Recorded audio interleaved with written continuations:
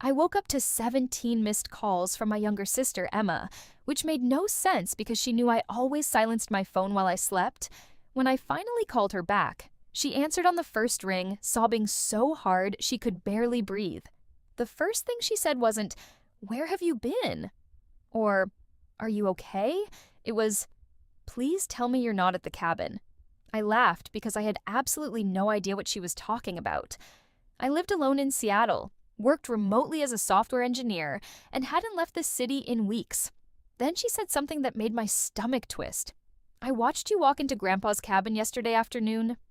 Our grandfather had died 8 years earlier, and his cabin in the Cascade Mountains had been abandoned ever since.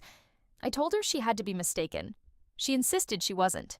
She said she'd driven past the property on her way home from a hiking trip and saw my truck parked outside. She even waved, but I ignored her and went inside. The problem was that my truck had been sitting in my apartment's parking garage all weekend.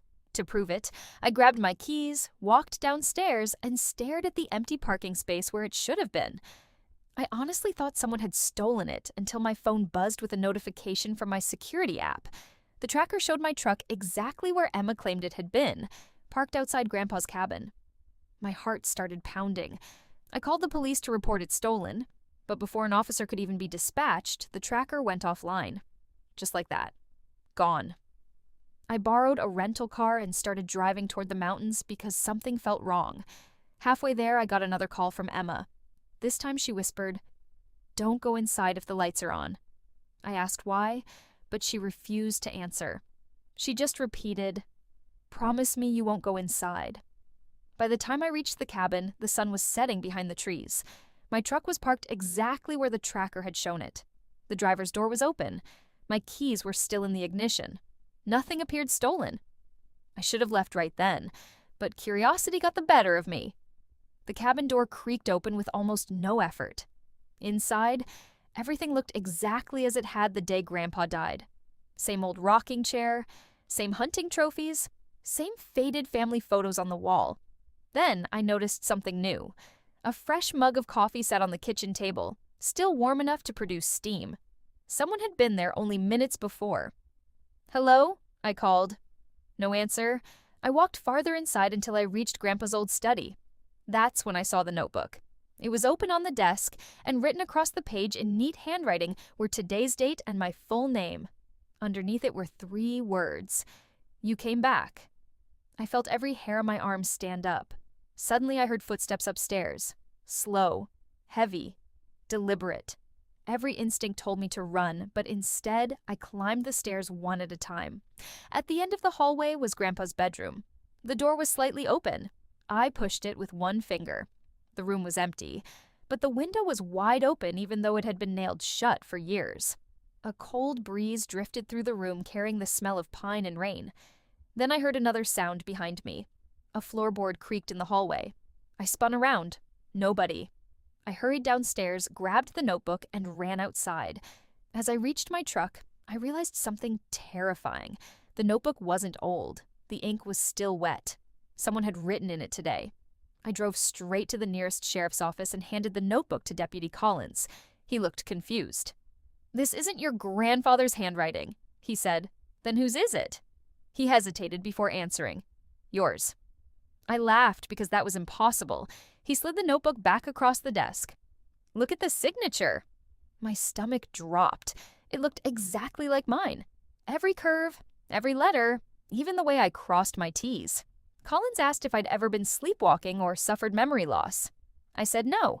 He recommended I stay somewhere else for a few days. I checked into a motel 30 miles away. Around midnight, my phone buzzed again. It was a photo message from an unknown number. The picture showed me asleep in my motel bed. I jumped up, turned on every light, and searched the room.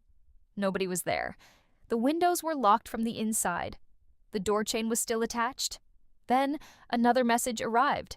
It simply read, "Wrong room." A loud knock echoed through the motel door. 3 slow knocks. I looked through the peephole. No one. Another text appeared. "Don't look through the peephole." My blood froze because I was already looking through it.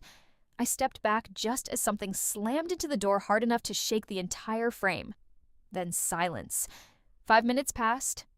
10. I finally called 911. 2 deputies arrived within minutes and searched the area. They found nothing except muddy footprints leading away from my room.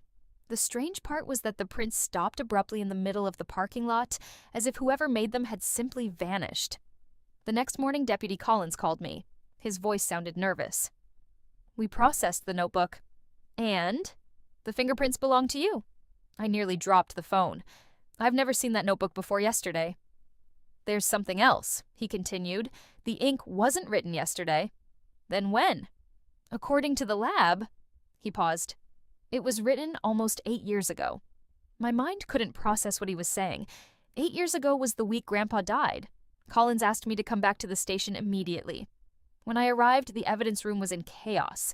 Officers were searching every shelf. Collins met me at the door looking pale. "The notebook disappeared," he said. "What do you mean disappeared?" "It was locked in evidence. Check the cameras." "We did." He swallowed hard. "The cameras show you walking in here at 2:17 this morning and taking it." "That's impossible. I was asleep in the motel." He handed me a tablet showing the surveillance footage. A man wearing my clothes, my jacket, my baseball cap, and my face calmly unlocked the evidence locker, picked up the notebook, looked directly into the security camera, and smiled. It was my face, but it wasn't me. Before anyone could stop him, he walked out of the building. Collins looked at me with genuine fear. "If that's not you," he whispered, "then who have we been chasing?"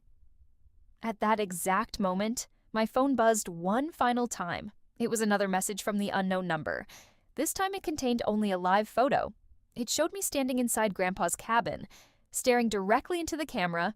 Even though I was holding the phone in my hand at the sheriff's office, follow NPC approved for more original suspense stories.